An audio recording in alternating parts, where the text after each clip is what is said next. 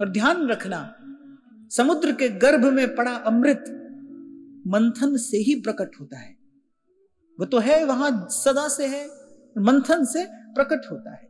और एक और बात इसमें ध्यान रखना कि जब मंथन करने लगोगे तो सबसे पहले विष प्रकट होगा। ये जो कहा जाता है ना, गुरुजनों के आश्रय में रहकर भजन करना चाहिए, सत्संग की बाढ़ दृढ़ करके गए, ऐसा क्यों कहा जा रहा है? क्योंकि जब आप चिंतन करना आरंभ करोगे तो सबसे पहले क्या निकलेगा? सबसे पहले कराल विष निकलेगा। अब वो विष को कौन झेल सकता है? उस विष को कौन पी सकता है? उस विष का पान करते महादेव, वो कौन है? तुम त्रिभुवन गुरु वेद बखाना। तो जब आप भजन करने लगोगे ना, जब पहले पहले पकड़ोगे माला और कुछ विचार, कुछ चिंतन करने लगोगे, तो वो जो जन्म जन्म के जो विकार है ना, पहले तो वो आएंगे। आनंद तो अंत में आता है, अमृत तो अंत में आया ना। पहले जन्म जन्म के विकार आएंगे, आप घबराओगे। उस समय कौन संभालेगा? उस समय गुरु संभालता है। इसलिए आरंभ में मैंने कहा कि संत धीरज देता है, वो धीरज देगा। अच्छा, फिर ऐसा ही नहीं कि केवल विष ही आया अमृत से पहले, फिर अनेक अनेक निधियां प्रकट हुई, फिर अनेक अनेक निधियां प्रकट हुई। समुद्र ने वो दिव्य संपत्तियां, दिव्य निधियां प्रकट कर दी।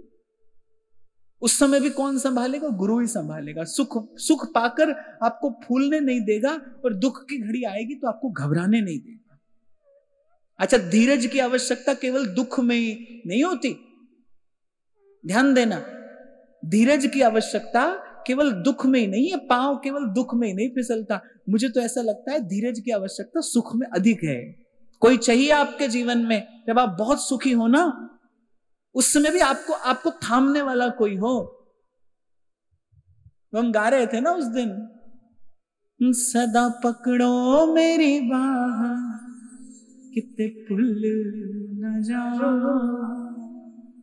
सदा पकड़ो मेरी बाह कितने रुल न जाओ, सुखा विच पैके तेनू भूल न जावा, सुखा विच पैके तेनू भूल न जावा, चरना नल जोड़ो हर जी मैनू अपना जा, स्वासा दी माला नल सिमरा मैं तेरा नाम, स्वासा दी माला सिमरा मैं तेरा नाम। तो धीरज तो सुख में भी चाहिए, सुख में अधिक चाहिए, क्योंकि सुख अधिक सिलसिली गैल है। सुख में जोर से पांव फिसलता है, भूल जाते हैं भगवान। जैसे ही श्री रघुनाथ जी ने बाली का वध किया, सुग्रीव को सब धन संपत्ति, अपनी पत्नी पुनः वापस मिली, भूल गए भगवान का काम, भूल गए जो प्रभु को वचन दिया था, भूल गए। अब भगवान तो मुस्कुरा रहे हैं। लक्ष्मण जी को क्रोध आया, लक्ष्मण जी को क्रोध आया। अब हनुमान जी ने देखा कि भाई लक्ष्मण जी का क्रोध सहन करने की सामर्थ्य तो सुग्रीव में नहीं है। यदि इनको क्रोध आ गया तो ये तो बना बनाया खेल बिगड़ जाएगा। हनुमान जी दौड़ कर गए, समझाया, बोले भूल गए प्रभु का कार्य, भूल गए। थोड़ा सा सुख मिला और प्रभु के चरणों की विस्मृति हो गई, तब सुग्रीव जी को चेत हुआ। किसने संभाला? संत ने, भक्त ने आकर संभाला। वो तो भूल गए थे और वहां लक्ष्मण जी को क्रोध आ गया। आपको पहले भी मैंने कहा था, आपके और प्रभु के मध्य में प्रकृति है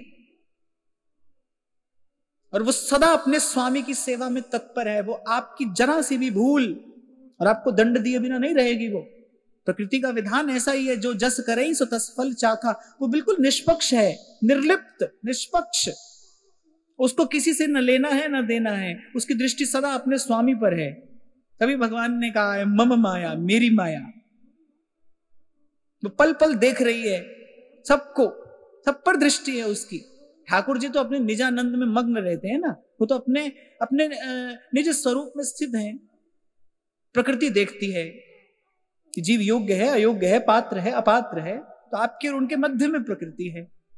अब किसी ने पूछा कि अगर मध्य में प्रकृति है फिर गुरु कहाँ है, तो गुरु तो जीव के साथ है, गुरु हमारे साथ है, गुरु मध्य में नहीं है, गुरु तो साथ है। गुरु साथ ना हो तो पहली बात तो मनमुख जीव सन्मुख नहीं हो सकता, और सन्मुख हो भी जाए तो उस मार्ग पर चल नहीं सकता।